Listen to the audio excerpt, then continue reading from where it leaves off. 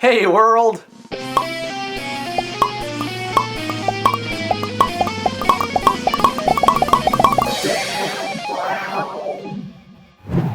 Before we begin this vlog, allow me to apologize because there is a lot of background noise outside. Tomorrow is the 4th of July, American Independence Day, and in Lincoln, Nebraska, where I am from, fireworks are only legal on the 3rd and 4th, and because it's the 3rd today, a lot of people are lighting off fireworks. And also, it has been thunderstorming. But actually, I think that all of this 4th of July thunderstormy fussiness, well, I mean, I guess the 4th of July more than the thunderstormy. But all of the 4th of July-iness of this is actually very appropriate because this is my Back in America vlog.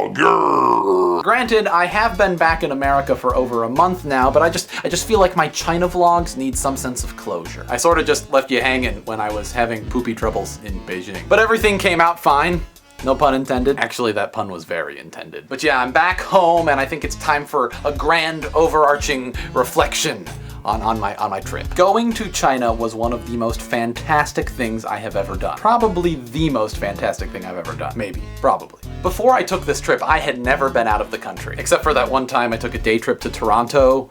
But that doesn't really count because Canada is basically like a colder America. So when this trip was still in the planning phases, the prospect of going to China particularly piqued my interest. I mean, sure, a lot of people go to Europe and have a fantastic time and learn a whole lot of things, but the fact of the matter is our culture basically comes from European culture. There are definitely major differences, but you're still sort of getting just a different spin on the same thing. China, on the other hand, is just a whole different freaking ballgame. They've been so insulated for so many thousands of years that, like, I mean, their culture has just built up and it's so different than our own. I wanted to see something just totally different, something that would totally blow my mind. And my mind, it's been blown.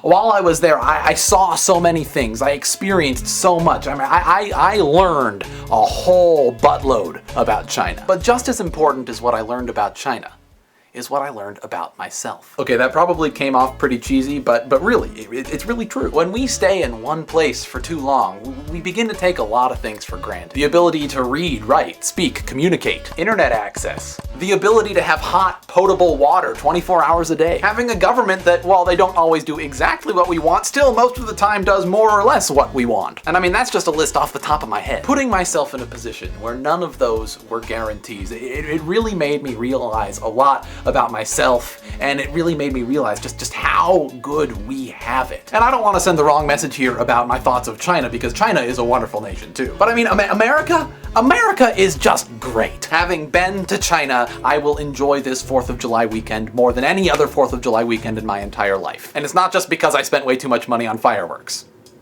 although that doesn't hurt. But really, in China, they have way better fireworks than we have here, because that's where they make them. So if anything, my trip to China desensitized me to the fireworks that I have here, and so I would actually enjoy it less. So that can't be it, that's not it. I'm sorry, I got distracted. Let's just move on. The moral of this story is that you should go see the world. I mean, sure, you can just sit there at home and look up as many facts and figures about different countries as you want, but until you go and see for yourself, until you immerse yourself in a different culture, you're not really gonna understand. And I mean, even when you do travel, there are still gonna be some things that you don't understand. Like, for example, for me, I still don't understand how people poop in squat pots. I mean, from a purely logistical standpoint, how do you poop in one of these? I mean, where do you put your pants so that it doesn't, I mean, If you're a student, you should study abroad. And if you're an adult and you've never seen the world, I mean, what are you doing? What do you think the world's there for? You to not see it? Our world is shrinking. Technology is bringing us closer and closer together, and as this globalization process happens, it becomes more and more important that we understand the rest of the world. And the only way anyone can do that is if they go and see it. So what are you waiting for? I'm Dan Brown, and I'm out. If you like what you just saw, if Dan put you in a state of awe, subscribe to him and click the orange button. It really means something. If you do that, that'd be really cool.